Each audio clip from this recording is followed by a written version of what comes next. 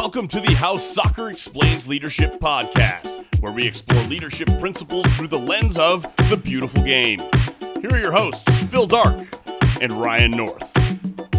Welcome back to How Soccer Explains Leadership. I'm very excited today to have with me here Jordan Gardner. Jordan is a California boy like me who's co-owner of clubs in Wales, Ireland, Denmark. He's actually the chairman of the board of FC Helsingor in Denmark, and recently actually was named one of the 3 finalists for the best executive at the World Football Summit Industry Awards. Jordan, welcome. Thanks for having me. Absolutely. Well, as I say with most of my guests, a bio is great on paper, but it doesn't really tell a lot about the person. I think that it tells a little bit, gets us a little bit introduced to you, but can you just share your story about your soccer experience, your experience in business, leadership, and really how they have intersected with your work today? Yeah, I grew up in Northern California playing soccer. I played soccer pretty close to a professional level, not quite there. I went to college down in Southern California at University of California, San Diego. And instead of kind of going the college soccer route and then into the professional route, I started a business. And it was kind of a precursor to StubHub, a company many people are familiar with. So it was in the secondary ticketing space. And so I started that company in college and I ran that company for about 15 years. And then 5 or 6 years ago, I sold the company and I wanted to get back into sports. I didn't know exactly what that looked like. I knew I wanted to be soccer. Wasn't sure, did I want to own a club? Did I want to be an executive in a club? Was that in North America or Europe? And so I worked on a couple projects in North America. I had a couple friends and business partners that own clubs in North America. And then over the last couple of seasons or the last couple of years, I became more interested in Europe. And in terms of my entrepreneurial background, it was really interesting where you could buy a smaller club and get that club promoted. You could be really sophisticated from a player transfer market. You could obviously run clubs more efficiently. Many of the clubs in Europe weren't run very efficiently. And so the cool thing about having kind of a startup, small business kind of background is that it really applies well to sports and soccer in particular. Our club in Denmark, for instance, we have, I think if you exclude the players, we have 6, 7, 8 employees. So it's a very small business. Everyone's doing a little bit of everything. When I'm over there, I'm helping game days to set up the stadium. I'm helping our sponsorship guy. Of course, I'm overseeing things on the soccer side. So it's a lot of hands on deck situation. And so I do think there's a lot of similarities between the business that I had for many years and running a soccer club.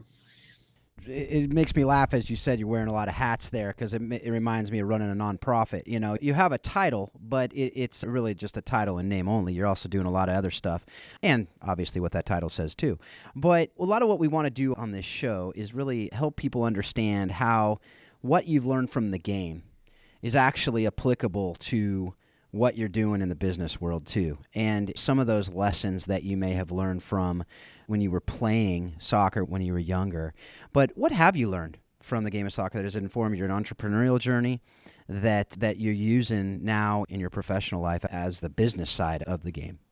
I think playing team sports for many years, especially a sport like soccer, you really have to learn to work well with others and learn the dynamics of a team environment, which in many ways does translate to the business world and the real world. It's really interesting. I talked to my wife a lot about this because she grew up playing individual sports. So she played tennis and she's not the kind of team sports kind of person. And I always kind of scratch my head and I just say, I couldn't imagine doing that. And then being in the real world, having my own business and understanding so much of this world is managing people and relationships. I mean, I can't tell you how much when I go to Denmark, interacting with our sporting director and our coach and our players and making sure everyone's on the same page. And leadership, I think in many ways, some of it just has to come organically. Certainly some of it is intrinsic skills that you have as a leader. But I think sometimes you have to be in those situations and step up and realize that that's for I'm not necessarily, I would say like a type A personality, but when it comes to organizational leadership, for whatever reason, that switch kind of comes on. I do think a lot of that comes from playing a team sport like soccer for many, many years growing up.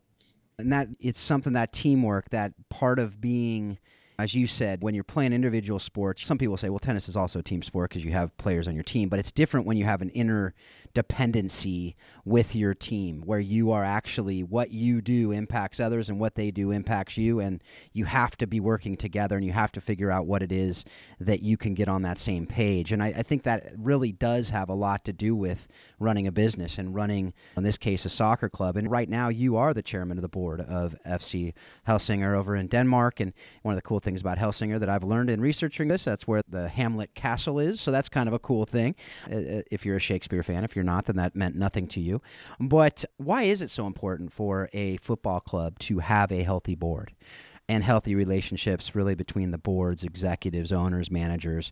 And how is that similar to what you've experienced in your experience in business, like outside of the game of football? At the end of the day, everything starts at the top in terms of setting the tone from a leadership organizational perspective. And so that's the same in the business world, whether it's the ownership or the CEO. For a soccer club, it's really, really important that there's direction and engagement from the board level. So, I've been involved in clubs, or I've seen clubs, people I know that have invested in clubs where one day of the week, the board or the ownership feels one way. The next week, they feel something different. There's not a lot of consistency about the vision. And of course, if you're an employee or you're a player or you're the coach, you want to feel like we're all heading in the right direction. We're all going somewhere. And whether that's, we want to get this club promoted and this is the timeline we feel, or we want to develop young players and sell young players. Like, there has to be a consistency of a long-term vision. And if you don't have stability in leadership from a board ownership perspective, it's really difficult to get where you want to go. And I think what I've learned also is you can't have absentee ownership or leadership, right? So I think a lot of Americans, there's kind of this trend of investment in European football. And I think a lot of Americans think, okay, I'm a rich American. I'm going to go into Europe. I'll buy a club and I'll come every once in a while. I'll find a CEO. And maybe if you find the right leader in terms of from the executive side, that can work. But for me, I felt it was really, really important to be present in the market where we had the club. And whether that's just showing up in training so the players and the coaching staff and the sporting staff can see you're there, whether that's being around town so you're at the local coffee shops and the sponsors and the local media can see that you're present. I think that's so incredibly important, especially owning a business from a distance, like in this case, in a foreign country. So I think from that perspective, I know a lot of people here in the Bay Area, like I know a lot of the owners of the Golden State Warriors, and I think a lot of people say, okay, Steve Kerr is great as the coach and this player is great. And I'm like, look, they don't do everything perfectly, but look at the ownership. The ownership is fantastic, and they've hired great people on the basketball side. They've hired great people on the commercial side, and they built a really good culture, and now they have good infrastructure with a new stadium, and all of that culture trickles down from the top. And I think it sounds really easy as I say it on a piece of paper, but it's very, very difficult when ego gets involved in sports and you have people who invest in these clubs who are very successful in other businesses, but may not understand the culture when it comes to sports. So there's a lot of variables at play. And if you don't check every box from a leadership perspective, from the ownership level, you're not going to have success. One of the things you talked about there that really made me think about some of the difficulties that you have coming in as an American to a different culture, to come into Denmark, if you're coming into just a different culture that you need to learn. So as the chairman of that board, how have you learned that culture? How have you been able to come in and really earn the respect of, presumably you have, but earn the respect of the team, of the managers, of the local community? How have you done that? How have you been able to accomplish that? Yeah, I think that just takes time and a genuine commitment to the project, being present. And I think a lot of it has to happen organically. It has to happen by you being on the ground and showing leadership characteristics, whether it's to your staff on and off the pitch. From a community perspective, that of course is very challenging. I mean, people in Denmark, for instance, they just look at the world in a slightly different way than we do, whether it's from a business perspective, whether it's a football and culture perspective. So a lot of it from my perspective is really understanding the differences. And of course, I'm not going to overnight change the way I do business to fit into a mold that the locals in Denmark are necessarily going to 100% agree with, but trying to understand their perspective and come to a middle ground so that we can all be on the same page, understanding this is why we make decisions and this is why we're doing things the way we do things. I mean, the American style of doing business is very, very different than the Danish style of doing business. It's a socialist country. And whether it's the amount of hours people are at work or whatnot, like it's not good or bad. It's just different. And so it just has taken time. And I think there was definitely learning curves for me on a personal level, probably over the first 6 to 12 months, really making mistakes and learning things. But now I feel like we have a pretty good grasp of the way things are being done. But I think a lot of it also comes down to showing results. And for us, that was getting promoted last year and putting the club in a much better place financially. I think after that, the respect has come, but you can't take any shortcuts to that. It takes time and it has to happen in a really organic way. And has that involved with the board, surrounding yourself with people from the area, surrounding yourself with people different from you, diverse, whether it's women in the board, whether it's different culture, people from Denmark? What does the board look like, and how have you surrounded yourself with people? I know that one of the things that we talk about in leadership all the time is to surround yourself with people smarter than you and who think differently from you. And if you're the smartest person in the room, you're probably not a great leader. Is that something that you have taken heed of and really surrounded yourself with a board of people that are different and smarter than you? Yeah, I firmly believe in that philosophy. I know in sports, oftentimes that's not the case. I think you have a lot of, like I said earlier, ego-driven decision making and people thinking, hey, I played soccer at the highest level, so I can go be a coach at the highest level. And that doesn't necessarily always translate.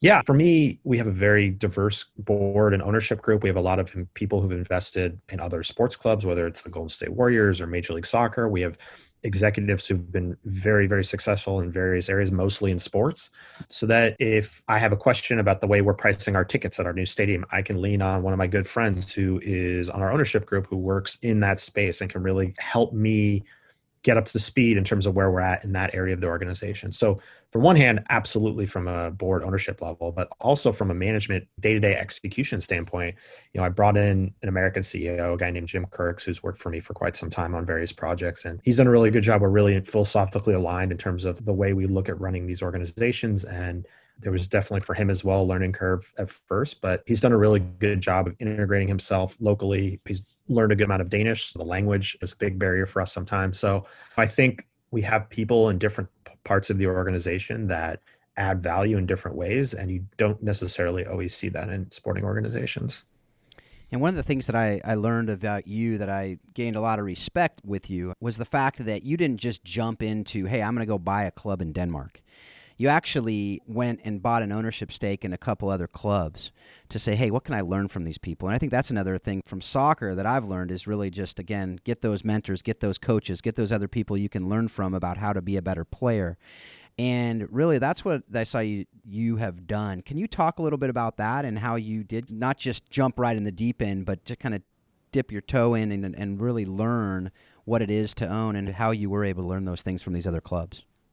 For me, the way I look at sports and sports investment, sports management, it's not that different from the business world in some ways. Of course, there are differences. It's such a forward-facing business. If we make a decision as a soccer club to sign a player, that's going to be in the local newspaper, and that's going to be in the media, and that's going to be on social media. So it's definitely different than the business world. But like anything else in the business world is get the building blocks, the good foundation of experience in whatever industry and business you are, and then scale upwards. Prove at each step of the way that you can really grasp what you're doing. And I looked at this landscape in European soccer in particular and said, this American group's going in and they're buying a 500 million euro soccer club and they have no idea what they're doing and they don't understand the culture of European soccer. They don't have the right pieces in place to identify the right management team. And it really frustrated me to see the amount of, I don't want to say arrogance, maybe it's too strong of a word, but something along those lines from a lot of Americans going into European soccer. And so I felt it was really important once I had a good grasp of the dynamics of American soccer from a business perspective and having played the game in an entrepreneurial perspective,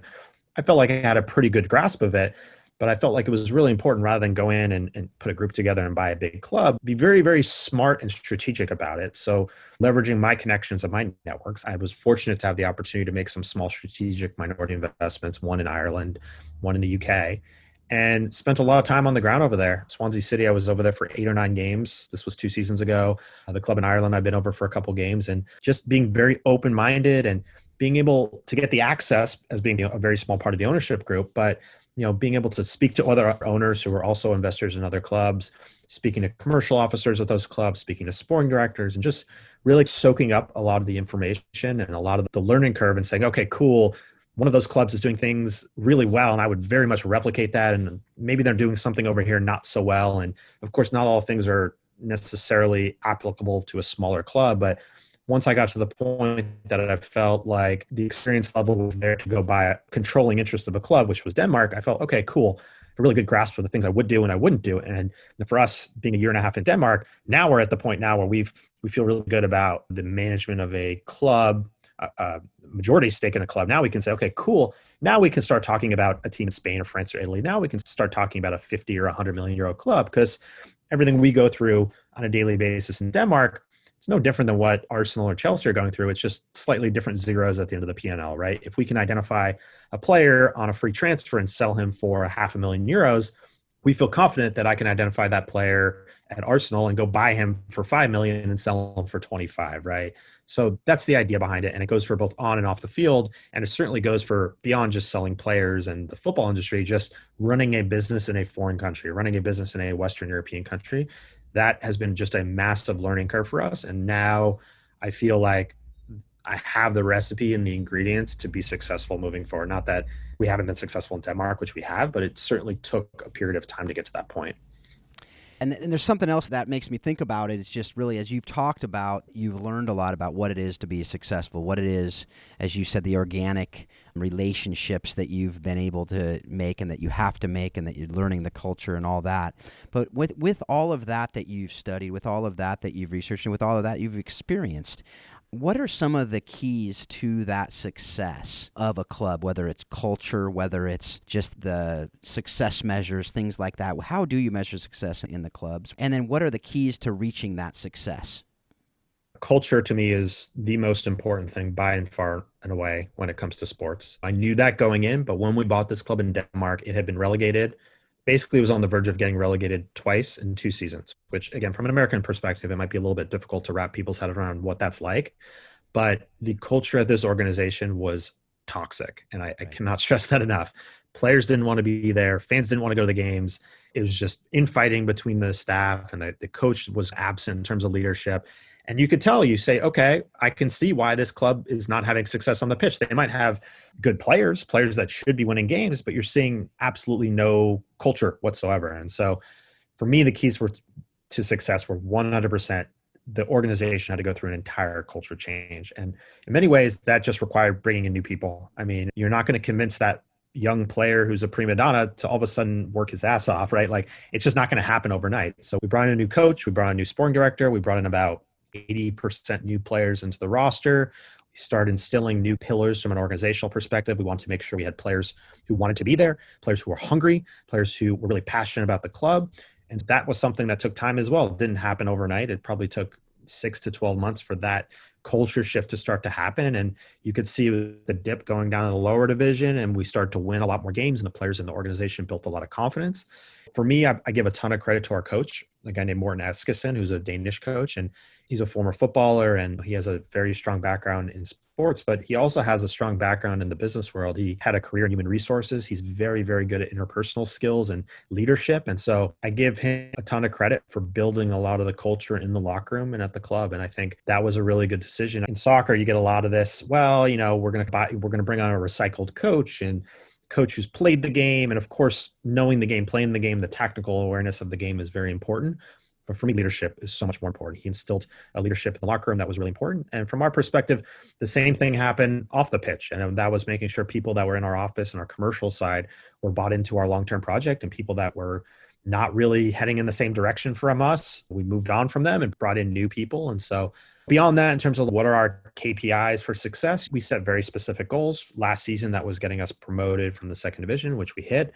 This season, it's being a team in the top 6 in this division. We're in the first division. We have kind of a little bit more abstract goals in terms of we want to sell players, and obviously we don't exactly know the timelines of that. But for us, of course, results on the pitch show a lot of the KPIs, and COVID off the pitch just complicated things from a commercial perspective. But if you get the culture right, and if you have the right leadership, in my mind, everything else will fall into place. And really, a lot of it goes to what you just talked about. Jim Collins has the good to great principles of discipline people, discipline thought, discipline action. And so it starts with those right people on the bus and the right seats in the bus. But it also has clarity on the mission, vision, values, which is what you're talking about there with getting everyone on the same page, not just the manager, not just the players, but the board, the rest of the staff, the back office, everyone that's involved, as well as the fans that are out there, to be able to include them in there too. There's a couple things I want to mine out of there, but the first one is really the idea. And I know, and I want you to share a little bit about it, one of the goals you have is to be able to bring in, develop American talent, and then be able to have them play elsewhere in Europe at some point, is one of the hopes and dreams that I've heard you have in other interviews. But with that, one of the principles that we have is to hire the right people and hopefully retain the right people as well. But within the context of that business plan and with that goal, it seems like it's inconsistent with that retention part. So how is it that within that culture, within that understanding with that goal, is that you're able to have a both and response to that, where you say we're going to be able to do both, where we're going to hire and retain the right people, but also have this plan to be able to develop and send off these people as well? I think you always have to be thinking in this sport 2 steps ahead. So for instance, if you have a coach who's built a really strong culture, and of course, if he does a good job, there's at some point, presumably he's going to move on to a bigger club or do something bigger. We don't know that, but I think it's always about contingency planning. So saying, okay, his assistant coach, what is that person like? Is that someone who is learning the culture from the head coach? Is that someone that fits the profile? For us, for instance, when we were looking at, instead of taking a traditional, okay, you hire the coach and he brings all his own people and here's the keys to the car, we were thinking about that. We were saying, look, there's been so much turnover in this organization that let's think 2 steps ahead. So we worked closely with the coach, and ultimately we brought in an assistant coach that we were really excited about. So down the road, if that time comes when our head coach is ready to leave, we feel really good that this assistant coach can seamlessly come in and take the reins without even dropping the ball. And the same goes for the players. Like, if we're looking and we're saying, okay, we have 2 or 3 players that we know in the next 6 to 12 months, they're going to get sold and they're going to move on because that's just the way things work in European soccer. It's about bringing in the next batch of players and having them ready to take the next spot and make sure they have the same characteristics of the players that you are moving on from. So I would say that's the most important part. If you just sit back in your chair and say, okay, I'm really happy with myself and things are great, and all of a sudden your coach decides to go leave for a bigger club and you sell 2 of your players, now what do? You're kind of back to square zero and you have to start from scratch, right? So it's always about being 2 steps ahead. I don't think there are that many organizations in the sport that do that. Maybe if you have so much money, you don't know what to do with, you can just go out and splash a bunch of money around. But again, doing that doesn't necessarily build the culture either. So for us, bringing people into the mix, continuing to have contingency planning, and as those people leave over the next couple seasons, bring people right in to replace them. And that really goes into the idea of player recruitment and development in the academies, in the other parts of the program that usually doesn't get seen unless you have special access to that club. And really, one of the things I've also read that you've posted, whether it's on your social media or different articles or different interviews that you've had, is that you really feel that a lot of the clubs aren't sophisticated in their player recruiting and development. And one of the things that you said that resonated with me is that the ability to spend money is a strong indicator for success in football, but creating value by developing your players and smart dealings in the transfer market is actually twice as effective. So can you talk about that more, that idea of that sophistication in the player recruiting development, and really, again, how it's similar to other organizations, nonprofits, whatever it is out there that I think is neglected a lot of the time? I think a lot of people think of players as just interchangeable puzzle pieces. Okay, we got rid of a player, we're going to buy a player, and he's immediately going to fit right in just like a puzzle piece. These are human beings at the end of the day, right? And it's a team sport, as we talked about earlier. So there's so many different things that go into this. For us, for instance, if we bring in a player that we really like, it's not a given that that player is going to play right away or integrate right away. It's going to take time for them to be integrated in our environment and cohesively gel with everyone else on the team. And that's why I think, like I said earlier, being sophisticated about when you bring players in, integrating them. And then I think a lot of these clubs, they take a very short-sighted view of the way they look at recruitment and bringing players in. They'll just bring batches of players in and they'll loan them out to other clubs. And there's really no follow-up in terms of their development. I've seen big clubs in Italy and Spain and France, they're bringing 40 or 50 or 60 kids into their youth academy, and they're all in like 1-bedroom apartments and stuff together, and there's no oversight and there's no individual development. The way I look at it at the end of the day, the players are our assets for our business, and we need to take care of them and we need to cultivate them, and we need to be very smart and strategic about the decisions we make. And I think a lot of decision making in this business is very, I don't know what the right way to put it is. It's just irrational, I guess is the best way to put it. If we're friends and you have a couple players, okay, cool, I'll get the players from you, or you're an agent, or I read online somewhere that those players were good. Like, it's just, some clubs are getting better using data and becoming a little bit more sophisticated, but in general, the decision making really lags. And that's what's a little bit frustrating coming from, again, the business world, where I'm all about making smart, savvy decisions. And I do think one area where a lot of clubs get into trouble is they make a lot of decisions based on emotion, right? So if you get to know the players and you get to know the player's wife and his kids, and look, I'm not a heartless guy at the end of the day, but if that player isn't producing, we're not going to re-sign him. But if you let emotion play into the decision-making, I think a lot of times people start to be, okay, we'll re-sign him. He's a good guy, right? Well, no, that's not the right decision for the club. That's not right a right decision. So, you have to make kind of cold-hearted decisions sometimes. And I think that's one of the good things about me being far away necessarily at times from the day-to-day operations of our club. I go back and forth, but I can sit here and watch the games and get feedback from our coach and our sporting director and make decisions and taking emotion out of the equation. When I understand if I'm in the locker room every day and I get to know these guys as people, it's much harder to make that decision. So it's definitely a balancing act. You want to treat the players right. You want to treat the organization right, but you also have to be really smart, strategic about making decisions, which isn't always the easiest thing in the world to do.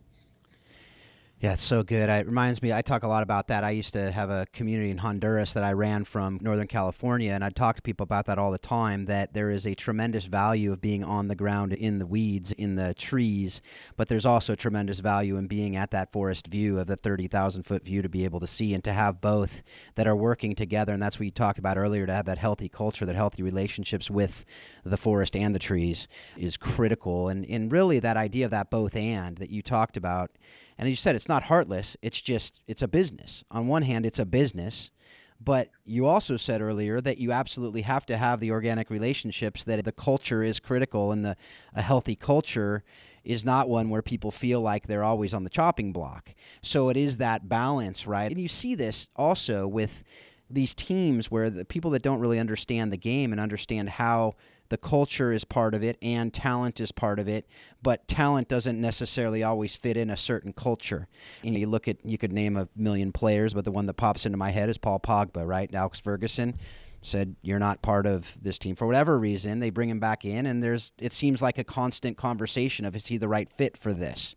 Well, he's a great player. There's no question about that, but is he the right fit for the style? Is he the right fit for the team? So that's a constant conversation that I'm assuming you're having as well with these players that you might consider pulling up. And that's just something that always fascinates me, is at that chairman level, when you see that, how are those decisions made with that culture where you do know, yeah, you're running it like a business. So yes, you want that talent, but you also need to understand the culture and the love of the game, and that these fans and these people that are really the customers may not understand all that. So how are you able to balance those, like in reality, outside of theory? There's no one right way to make decisions. I think the way I look at, just from an investment thesis perspective or everything, is saying, look, you can't just treat every decision just like a straight business. You can't just treat everything in this soccer space as just a business, because at the end of the day, I'm sure there's better ways to get a return on your investment or your time. You have to be passionate about it, but you can't just also treat it like a passion project and not care about losing money and all that kind of stuff. So there's got to be this middle ground, right? For me, it's about, you need to continue to identify the players that fit the profile you want and players that are going to fit into your culture.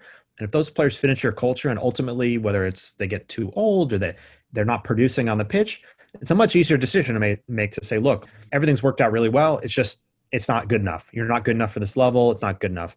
What I can accept in my mind a lot of times is players that either aren't good enough and then are really causing issues from a cultural perspective, right? They're causing issues in the locker room. They're whining that they're not playing a lot. So those are much easier decisions. You just say, okay, get out of here. You're not fitting our culture. So look, there's no one right decision. It's kind of on a case by case basis, but ultimately you kind of have to take all the variables at play and saying what's in the best interest of this organization. And if that means we have to move on from this player, we move on from this player, and we do that. And if that means the fans get upset, if that means the player gets upset, if that means it puts our sporting staff in a difficult place, that's what you got to do. That's one of the hardest things about being the chairman in this job, is you have to make really difficult decisions. The reason I think a lot of clubs get into trouble is no one buys a sports organization to really make hard decisions, right? Like, you don't buy the NBA, the Knicks, right, to go fire all the staff. That's not why you do it. You do it because it's fun, because it's a passion, because it's enjoyable. But guess what? If you want the Knicks to be run efficiently, you're going to have to make decisions like that. You're going to have to come in and say, no, I'm not spending money on that. No, I'm not doing that. I have to fire that employee. And that's been the hardest thing for me, is because, like, at the end of the day, I'm sure there are plenty of people, maybe even former players and stuff, who do not like me. But that's okay. That's the burden that I have to basically be responsible for if I think this organization is going to get where it needs to go. So that's one thing in the leadership perspective that I don't think a lot of people talk about, is you want to instill culture and you want to instill a really positive organization. But at the end of the day, you got to be the guy that says, look, we're not going to do that, and make sure that everyone is on board with that. And if people aren't on board with that, so be it. You move forward. It's a tough space to be in sometimes. Yeah, with that, how does that work? Like practically, I'm just thinking at the practical level, The manager comes to you and says, hey, we got this player who's a virus in the locker room. They're a great player, but they're a virus in the locker room. How does that work practically with that conversation as far as a player that needs to go, in the manager's opinion? And what does that look like in that conversation with you? Yeah, usually the manager will come to me and or the sporting director and say, look, this is what's going on. There's a player who, for whatever reason, is having problems. It's a situation that's difficult. And then we'll talk through it. Is this a situation we can solve? Can you sit with them and figure out if there's a solution? A lot of other variables play, like when is his contract out? Does he want to leave, right? Because at the end of the day, we don't want players in an organization who don't want to be there. It really doesn't matter at the end of the day. That's not good for anyone. So we'll kind of have a really smart strategic conversation about that and decide, okay, look, this isn't going to work. Let's talk about timelines for moving this player on. And if it's a player who wants to leave, maybe that's an easier situation for us. If they're not happy and they don't want to leave, then we have to figure out how that works with their contract. So ultimately, it's about having a really strong dialogue with our sporting staff and continuing to communicate about where things are and really kind of nip them in the butt before they become real serious issues, before it really affects the overall play. For instance, for us in Denmark, with our club, you could start to see maybe guys splintering off a little bit in groups, a little subsets sometimes. And inherently, there's nothing wrong with that. Players are friends with each other. They know each other from prior clubs, but that's just something that you start to take a look at and say, okay, are these guys starting to form their own clique and not be part of the bigger club? Why is that happening? Okay, maybe they're not playing a lot of minutes. They're getting frustrated. Okay, how do we address that? And you take it to the next step. And ultimately, if it doesn't work, it doesn't work. You move on and be decisive about that. Yeah, that really leads to the next topic I want to talk about is the idea of the managers and the importance of the managers and managers being healthy and successful and great leaders themselves. But one of the things you recently said was when people think about the keys to success and the characteristics of the best football managers in the world, you'll often hear about the tactical geniuses or experts' player selection strategy. But while these areas are, of course, important, I would argue that the best managers exhibit strong leadership skills both on and off the pitch. There's no person more visible at a football club than the manager, and in my mind, it's incredibly important that the manager spends the time and energy to lead, not just the players and his staff, but with sponsors, supporters, and ownership. You know, really, the thing that came to mind there is something I tell pretty much any leader that I'm mentoring, anybody that I've talked to, and myself as much as I can, even in my own home, is the idea that leadership is cultivating the environment for your players, your employees, and others to flourish. This idea that you're more than just someone telling people what to do. Can you expand on your quote and really why it is so important for managers to go well beyond the tactics and the lineups and talk about what that really looks like in practice as you've seen it in your club and other clubs that you've watched? Yeah. One example, I think our manager does a very good job is he tries to build people up. He builds a lot of our players up. So for instance, I might be watching a series of games and I'll say, look, this player's really struggling. And then the next game, he'll start that player and you'll be scratching your head. Why is that guy starting? He's not playing very well. Behind the scenes, he's really building that player up, instilling confidence in that player, trying to get that player, especially young players. Of course, with us, we have a lot of young players, getting that player's confidence up, putting them in the best position to be successful. And ultimately, they might not be successful, might not happen for a variety of reasons, but he does a very, very good job of managing people and managing the locker room, which I think is a lot more difficult than a lot of people think, especially, again, these are full-time professional athletes. Some of them are in their 30s with a wife and kids. Some of them are 19 years old that are just like completely different life, skills. Some of them are from US and New Zealand. Some of them are Danish. Some of them speak different languages. So how do you bring all of the puzzle pieces together and create a cohesive locker room culture? And I don't want to speak for him because I'm sure he has a whole list of check boxes that he checks when it comes to leadership. But from what I've seen, it's treating people with respect, which sounds like a no-brainer. But if you look at sports, you see these coaches yelling like crazy and really being condescending to a lot of their players. So he treats people with respect. He treats the players like adults. He puts them in situations to be successful. He gives them opportunities to succeed or fail. And then when it comes to beyond that, I mentioned it in that quote, it's like the coach is such a forward-facing part of the organization, whether it's in the media, whether it's with the players, whether it's in the ownership. So we've had many coaches are like, okay, you just pay me to come here and coach the game and I go home, right? It's like, well, no, there's a lot more to it than that. If you go out and you can do a meeting with our ownership and really articulate your management style and the way you are doing things in a successful way, that helps our organization across the board. If you can do that to our sponsors, if you can do that to our office staff, if you really command leadership across our organization, that will help us build a cohesive organization top to bottom. It's the same that goes, whether it's the entry level sales rep or the 20th guy on the bench on the team. It doesn't matter. If as an organization, if they're all on the same page and the coach is helping to cultivate to make sure they're on the same page, that is how we will be successful. This kind of one-dimensional approach that many coaches have, I think, in my mind, can be problematic. I think there's just much more to it. You need to be much more multifaceted to be a successful coach in this sport. Yeah, that's something that I talk about all the time with people is whether I'm coaching, whether I'm leading an organization, whether I'm in my house, it goes well beyond the X's and O's. If you're just sitting there and saying, here's what you need to do, here's what we're going to do today, and you're not getting to know your players, you're not getting to understand who they are, you're not getting to understand what makes them tick, and not just as a whole, but individually as well, you're never going to get the most out of them. You're never going to be able to see them really flourish. That idea of what is your best. And that's, that will help everybody. It will make a better culture. It will help the team perform better if they actually care about each other and know each other and love each other. That's going to take you to another level. Now, the reality is you're not all going to be best friends. You're not, and that's not, I don't think, healthy for coaches to be best friends with their players. But to know them and let them know, for the old John Maxwell quote, no one cares how much you know until they know how much you care. I think it's absolutely true. And so what does that look like in these locker rooms? I think that's what you're talking about there. Am I right on that? Yeah, I mean, good example is we have a center midfielder who he just had a kid, his wife, girlfriend, they just had a kid. And we noticed a dip in his form, like he just wasn't playing as well. And so the coaches sat down with him and said, look, what's going on here? Are you not getting enough sleep because you just had a child? How can we help as an organization? How can we get you back to where you need to go? Ultimately, at the end of the day, if we're sitting here in 6 months and he's still not performing, it is what it is. It's a business. We're going to have to make decisions, of course. But I think we want to do everything we possibly can to help him to be successful.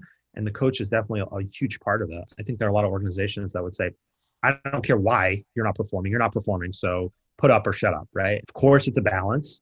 But at the end of the day, we want to put that player in the best chance to be successful. And that's something that I think when you talk about bringing in young players as well, I think that's even more and more important because these young players, especially if they're coming from outside of Denmark and they're coming into this new country, this new culture, this new place, if you don't have a manager who cares, I just don't see it working. Do you agree with that? I just don't see how that would work if you have someone who's just cold-hearted coming in, put up or shut up, like you said, because part of developing young players is developing them as human beings, and you hear that all the time with these young players. Am I right on that? Is that what it's actually looking like in your locker room and your team? Yeah, I definitely think there's a big part of that. We also have an assistant coach who is a former player. He's 35, so he relates well to a lot of the younger players from an age perspective. Definitely, absolutely. I think you need support for those younger players. But I also think what needs to happen is the younger players, honestly, a lot of it they have to figure out themselves. They have to figure out how to be a professional, how to live in a foreign country. And that just takes time and energy. And we can do everything as an organization to help them be successful, but some of them are going to make it and some of them are not. So it definitely is a balance. Of course, you don't want to coddle these players and these young players and give them everything. And, I think some clubs do that, but also you, of course, don't want to do the opposite end of the spectrum and really be so harsh and unforgiving that they're not going to be in a position to be successful. So it's definitely a balance. We've tried to do as much as we can with our younger players. And fortunately, most of them have had success, not all of them, but most of them. And look, at the end of the day, if you bring the player in that has the right profile, are they driven? Are they hungry? Do they fit into the culture? They're going to be successful more often than they're not. Definitely. And so one of the last things I want to talk with you about is the idea of connections and relationships. And you talked about this a little bit earlier on, just the importance of the connections and the networks that you're creating in the soccer community. The old adage, it's not what you know, it's who you know, is absolutely true. It's something we've learned since we were little. How is that something that you've seen and you've experienced, not just in the soccer community, but also in the business community? And how does that play out in the soccer world, whether it's the transfer market, whether it's buying, investing in clubs, just getting players even? How are you using those connections and what can people learn from that from the leadership standpoint? Like any other business, this is a people business. It's very relationship driven. It's very much about who you know. And that is probably not that different than the business world. Of course, you have to have good grounding in terms of understanding the business and what it's like. But for me, in terms of getting opportunities in this business, whether it was to invest in clubs or get involved in the sport, that was all very relationship driven. You have to be a person that other people in this industry want to be associated with, want to have relationships with, want to be friends with, right? And I don't think a lot of people get that. It's at times I've seen, particularly in North American sports, it's kind of a zero-sum game. We're all competing for the same thing. And it's not like, hey, how are we working together to be successful in the sport, right? my relationships can actually be very quantified. Like I have relationships to one of the biggest academies in New Zealand, and we were able to sign a couple of very good young players out of that academy. Of course, they had to be good enough and they had to fit our profile, but that was strictly 100% relationships I had with the people and the family that owned that academy. And we've created a relationship over a couple of years now where we are a destination for players coming out of that academy. And we haven't sold any of those players yet, but we are going to. They're very talented young players. And so that wasn't coming out of just some sort of magical scouting platform that I created, right? That was just strictly, we liked each other. We were very philosophically aligned and it worked out in the long term. And so that's just one example of many where I have a philosophy where in general, I'll take a meeting with anyone and everyone, whether it's a Zoom call or an in-person meeting, whether it's a kid who wants to get into the sport, like you just never know. You never know where this world is going to take you. And so I'm very, very open-minded when it comes to relationships in this industry. And I like to think for the most part, a lot of times that's worked out to my benefit. And I'm also very open-minded when it comes to like bringing people into my networks that improve themselves. A lot of people that I brought on board on various projects I've been involved with have started as unpaid interns and really killed themselves to prove to me that there's someone that should be along on this ride for me. So I think it's about being really open-minded and having a big tent when it comes to trying to bring people in and having relationships. And it takes time. I think a lot of people were kind of in this instant gratification society where, look, if I'm not successful, if I don't get the job I want in this sport in the next 3 months, it's like, what do I do? What am I going to do? Right? Like this has taken years for me to build this kind of profile to be where I am today. And I've been fortunate in many ways, but I think it's just about doing the right thing. And ultimately, I'm a believer that if you make the right decisions and you treat people with respect, that will eventually turn out in your benefit in the long run. You being on this podcast is a good example of you just taking appointments. This interview, we met 45 minutes ago when we started this interview, and you never know what will happen with relationships. I think we talked to our kids about that. My parents instilled that in me as well. You know, don't burn any bridges. You never know who might do what. You never know who these people are that you're talking with. And it's not that you talk with people to maybe get something someday. I think to the contrary, it's just treat people like people. Treat people how you'd want to be treated and just love people well, and you never know what it might lead to. And that's what I heard you saying there. That's what I totally agree with. And I think it's something that also, no matter how big you get, you're not that big.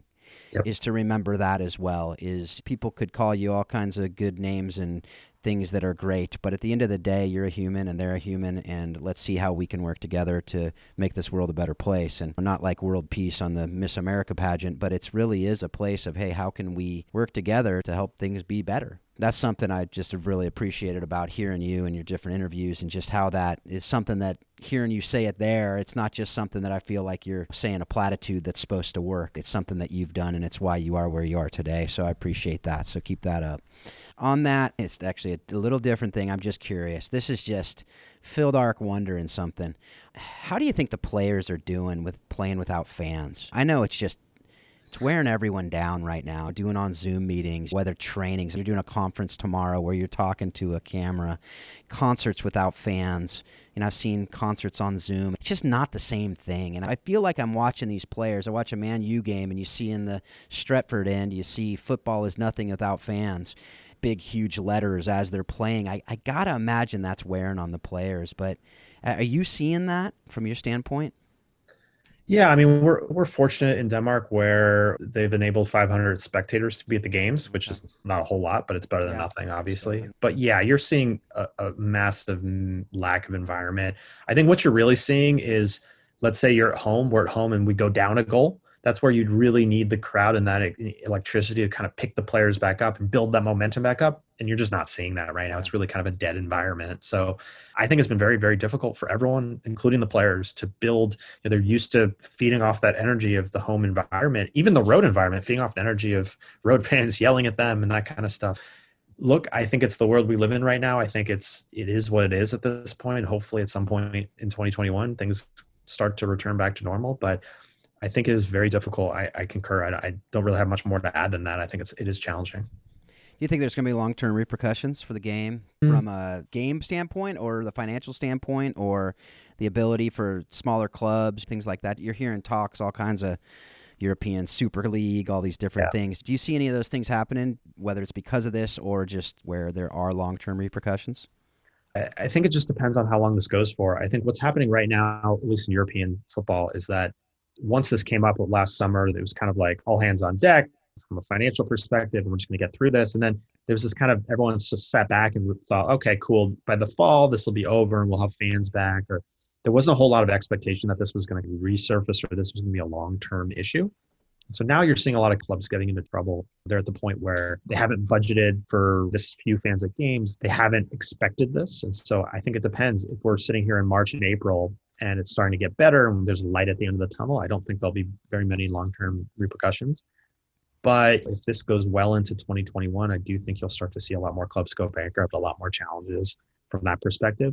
I don't think from an off-field perspective, you'll see a huge difference. I mean, we're seeing the player transfer market getting depressed certainly by a good amount. So I think that is something that is in the future in the cards for probably the next year or two, but eventually we'll go back to the way it was. The European Superliga conversation is always going to be there regardless of COVID. There's just so much money in television for the big leagues and the big clubs. So whether that happens now or 5 years or 10 years or never, I think that's probably unrelated to COVID. So yeah, I would say in the short term, we're definitely seeing major challenges and changes, but I think at some point in the, let's say, 3 to 5 year term, things will regress back to the more normal way things were done. All right, man. So we're coming to an end here. We have one question we ask all of our guests, and it's, what have you read, listened to, or watched recently that has impacted your thinking on how soccer intersects with our leadership in other areas of our lives? Most of the stuff I post about already on LinkedIn or stuff, or on Twitter, on social media.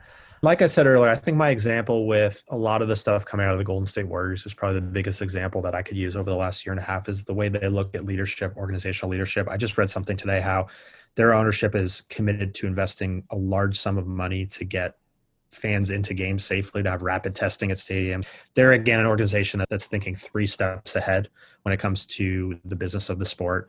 So yeah, I would say from their perspective, they've come out with a lot of things, whether it's interviews with their ownership group, interviews with their coach and their players, that I find really inspirational when it comes to leadership in sports. And even though it's a different sport in a different country, when I hear behind the scenes things from owners, it crafts a really, really strong narrative that I think can really be applied to other sports and other markets. How can people find you if they want to connect with you on social media? I'm on Twitter, Mr. MR Jordan Gardner. DMs are open. Anyone reach out to me on other platforms as well, but you can find me. Sounds good. I think we connected on LinkedIn as well. I reached out to him. He got back. So if you have a question for him, if you're curious about some things, just reach out. Again, thanks a lot for being a part of this show. Very much appreciate what you're doing, and I'm excited to see what more comes out of FC Helsingor and any other ventures that you do. I have no doubt that you're going to be seeking to help others to take it to the next level. So thanks a lot, Jordan. Thanks for having me. Appreciate it. Absolutely. Thanks a lot, folks, for being a part of this. Thank you for your download. I encourage you to go rate and review the show, subscribe to this show if you haven't done so already, and most importantly, take everything that you're learning on this show to help you to encourage the people around you to be better and to help your leadership be better. And really, at the end of the day, take what you're learning through this beautiful game and use it to help others to flourish. Thanks a lot. Have a great week.